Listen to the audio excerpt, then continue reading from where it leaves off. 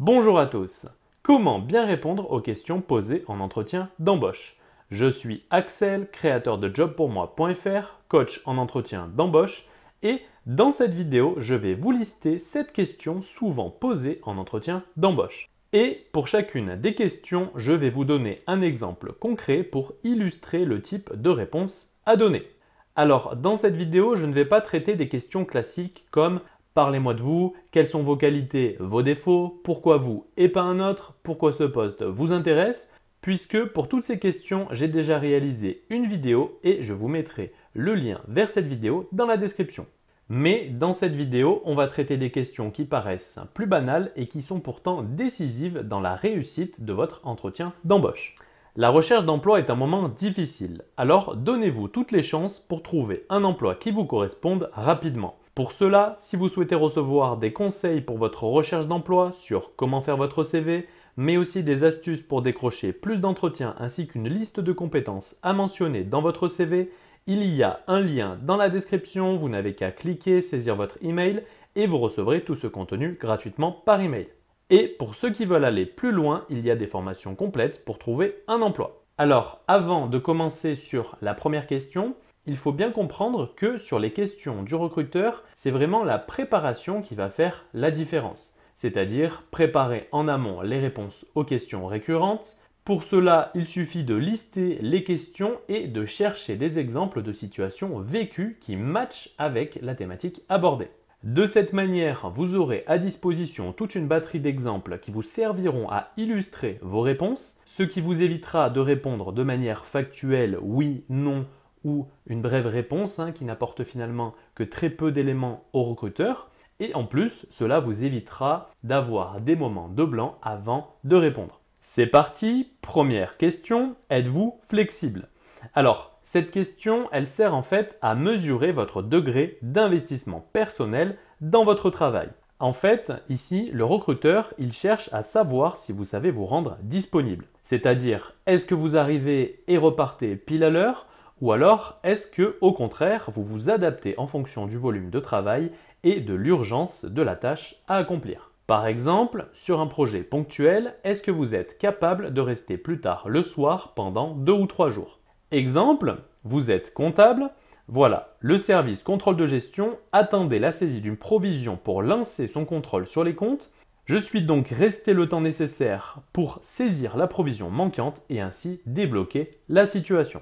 Deuxième question, comment vous gérez la critique? Ici, le recruteur cherche à évaluer votre capacité de remise en question et d'amélioration. Cette question lui permet aussi de cerner votre personnalité au travail, mais aussi indirectement votre rapport à la hiérarchie et surtout d'anticiper la relation avec votre futur responsable. L'idée pour bien gérer la critique en entreprise, c'est d'être à l'écoute, de poser des questions pour bien cerner le point à retravailler. Il ne faut pas prendre un feedback négatif personnellement, mais au contraire, il faut prendre de la distance. Il ne faut pas camper sur ses positions, mais il faut chercher plutôt l'amélioration. Vous pouvez par exemple résumer sur ce que vous avez compris de ce qui vous est reproché et indiquer comment vous allez corriger pour faire mieux la prochaine fois. Exemple pour un commercial, voilà. Mon responsable de secteur m'a convoqué pour me faire remonter le fait que mes dossiers clients étaient quelquefois incomplets. Je lui ai alors demandé des précisions sur la bonne façon de faire. J'ai pu ainsi me corriger pour remplir correctement les dossiers clients. 2 semaines plus tard, mon responsable m'a notifié sur mon amélioration sur ce point. Troisième question, êtes-vous autonome? Alors, être autonome, c'est une qualité décisive et encore plus dans les petites entreprises, notamment dans les entreprises familiales. Un candidat autonome est un candidat qui sait prendre des initiatives. Il est capable de gérer son temps et de se fixer des priorités cohérentes. Il va aussi essayer de régler les problèmes seul avant de se référer à la hiérarchie. Être autonome, c'est aussi être capable de gérer seul un projet. En clair, c'est la capacité à s'organiser, à prioriser les tâches sans que quelqu'un soit à côté de vous à chaque fois. Cela permet notamment au manager de se libérer du temps sereinement pour accomplir d'autres tâches comme des formations, des réunions, etc. Exemple pour un technicien support informatique en entreprise. Voilà, lorsque j'ai travaillé dans l'entreprise Z il y a 2 ans, Le service achat qui comportait alors 6 personnes a été déplacé dans un nouveau bureau. J'ai dû faire seul l'installation de tous les postes informatiques ainsi que de l'imprimante commune. Comme j'avais déjà fait l'installation complète d'un poste informatique en tout début de mission, je me suis donc organisé pour effectuer la même installation, cette fois-ci sur 6 postes, en procédant par étapes. Quatrième question, êtes-vous capable de travailler sous pression? Est-ce que vous gérez le stress? Quand un recruteur vous demande si vous êtes capable de travailler sous pression, il recherche avant tout une personne capable de rester calme mais réactive en cas de situation imprévue ou de situation qui demande du sang-froid et de l'organisation sans se laisser dépasser par la situation. De manière générale, la gestion du stress fait référence au contrôle qu'une personne est capable d'exercer en réponse aux pressions liées à l'exercice de son travail. En fait, travailler sous pression, c'est être capable de mettre en place une organisation et de gérer son temps afin de ne pas se laisser submerger par une surcharge de travail ou un délai à tenir et de mener à bien sa mission malgré tout. Exemple pour une assistante aux ressources humaines. Voilà, après 6 mois en poste, suite à l'absence imprévue de la responsable RH, j'ai dû organiser seul la réunion d'information générale, mais comme j'avais participé à la préparation de la précédente réunion d'information générale, je me suis alors remémoré son déroulement pour être en mesure de prendre à ma charge l'organisation de la RIG de cette année-là. Et finalement, la réunion s'est déroulée sans encombre. Cinquième question, avez-vous l'habitude de travailler en équipe? Si on vous pose cette question en entretien, c'est que par nature, votre fonction demande de travailler en équipe et que les missions sont en partie réalisées en coordination avec d'autres employés. Il peut s'agir de la réalisation d'un projet commun. Dans ce cas-là, il faut garder en tête que les éléments forts sont le partage d'idées, la création de liens et la coopération. Pour réaliser un projet commun, il faut que chaque membre d'une équipe connaisse son rôle et ce qu'il peut apporter.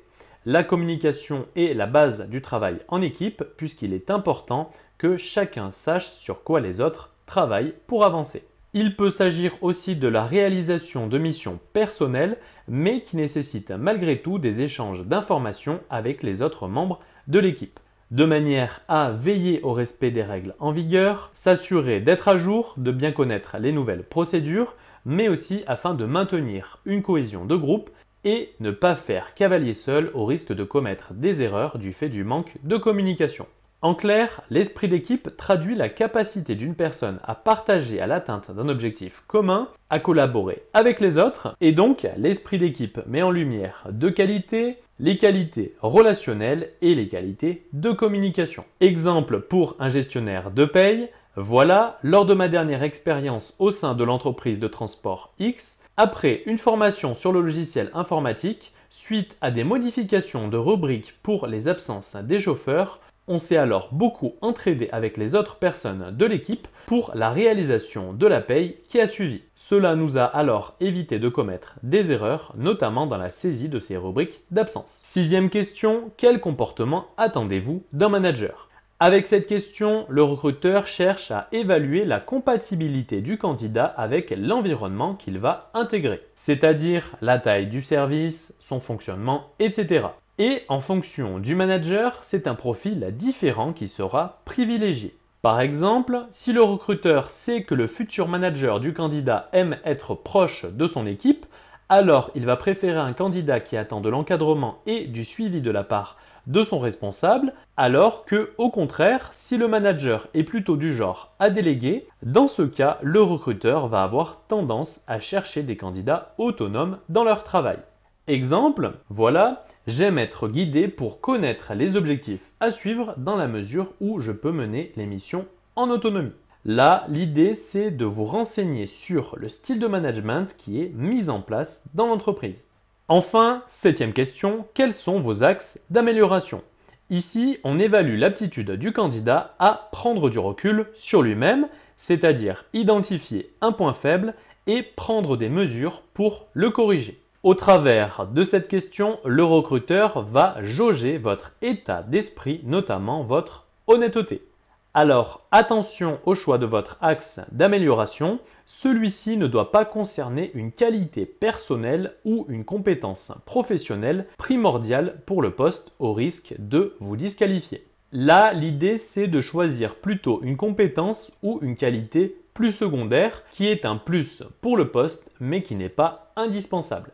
Exemple pour une hôtesse d'accueil. Voilà, j'ai travaillé dans une entreprise qui vend notamment à l'international. Il y avait environ un appel entrant sur 10 en anglais. J'ai pris conscience que mon niveau d'anglais était correct, mais que je manquais de fluidité dans mes réponses, notamment que je perdais du temps pour trouver mes mots. J'ai donc décidé de suivre une formation pour enrichir mon vocabulaire et améliorer ma maîtrise générale de l'anglais. Donc voilà pour cette vidéo sur des exemples de questions-réponses en entretien. Je me répète, si vous souhaitez recevoir des conseils pour votre recherche d'emploi sur comment faire votre CV, mais aussi des astuces pour décrocher plus d'entretiens ainsi qu'une liste de compétences à mentionner dans votre CV, il y a un lien dans la description, vous n'avez qu'à cliquer, saisir votre email et vous recevrez tout ce contenu gratuitement par email. Je suis Axel, créateur de jobpourmoi.fr, coach en entretien d'embauche. Je vous souhaite bon courage pour vos entretiens et je vous dis à bientôt.